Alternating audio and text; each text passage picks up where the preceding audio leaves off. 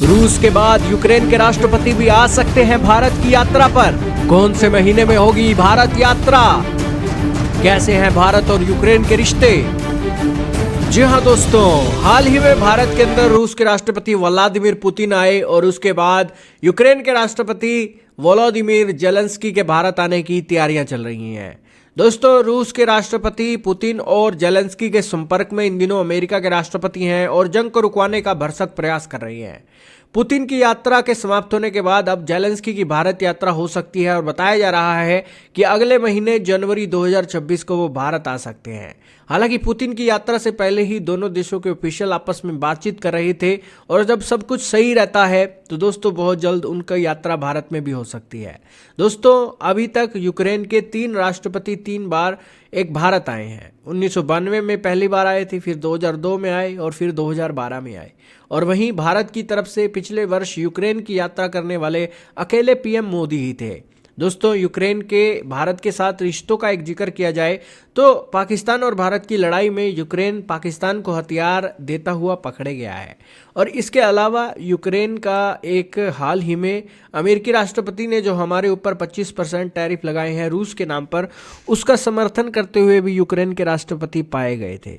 और उन्होंने एक बार ये भी आरोप लगाया था कि भारत जो रूस का तेल एक खरीद रहा है उसके ऊपर यूक्रेन का खून लगा हुआ है।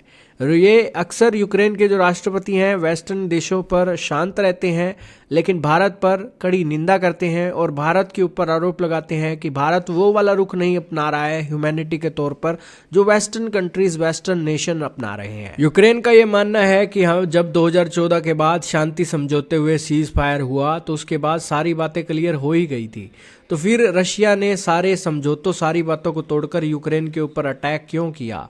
और अब जब सारे वादे टूट ही गए हैं तो हम रूस के राष्ट्रपति पुतिन के ऊपर भरोसा कैसे कर सकते हैं? जब वो हमारे देश को देखना ही नहीं चाहते हैं तो हम पुतिन के ऊपर भरोसा कैसे कर सकते हैं? यही कारण है कि यूरोपियन देशों ने यूक्रेन की इस अस्थिरता को देखते हुए वेस्टर्न देशों ने पुतिन का बॉयकॉट कर दिया और उसे एक किनारे लगा दिया। और यूक्रेन का राष्ट्रपति इन दिनों इंसाफ के लिए पीएम मोदी का दरवाजा खटखटा रहा है कि देखिए, रशिया ने सारे नियम तोड़कर एक वॉर क्रिमिनल एक्टिविटी की है और इस तरीके से इन्वेजन किया है। और उसके बाद दोस्तों, रशिया के बाद रशिया ने ये जो चिंगारी यूक्रेन के अंदर फेंकी है, सारी दुनिया के अंदर वो आग की तरह भड़क रही है। रशिया के बाद इजराइल, गाज़ा के अंदर चीज़ें चली, आर्मेनिया अजरबैजान के अंदर चीज़ें चली, थाईलैंड कंबोडिया के अंदर चीज़ें चली, अमेरिका और वेनेजुएला के अंदर चल रही हैं, सीरिया के अंदर आप देखिए चीज़ें चल रही हैं, पाकिस्तान अफगानिस्तान के अंदर चल रही हैं और चाइना और ताइवान के अंदर चल रही हैं और जापान भी इसमें इन्वॉल्व होता हुआ दिखाई दे रहा है।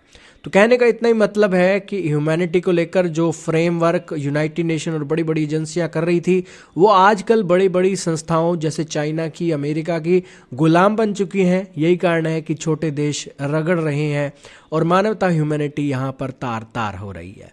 तो खैर दोस्तों, हर कोई अपने अपने हितों के हिसाब से फैसले ले रहा है, इसी कारण से दुनिया में अशांति है। बल्कि रूल बेस्ड वर्ल्ड ऑर्डर होना चाहिए, वो गायब है। भले ही रूस मल्टीपोलर वर्ल्ड की बात करे और एक अपने हक की बात करे, लेकिन रूस ने भी सारे नियम कानून यूक्रेन की ज़मीन पर तोड़े ही हैं। और जब वर्ल्ड की स्टेजें एक चुप रहीं तो उसके बाद अपने अपने हित लोग देखने लगे। तो दोस्तों, सारी दुनिया आज अपने हितों को देखकर चल रही है और इसीलिए दुनिया में वर्ल्ड वॉर 3 की खतरे पैदा होते जा रही हैं।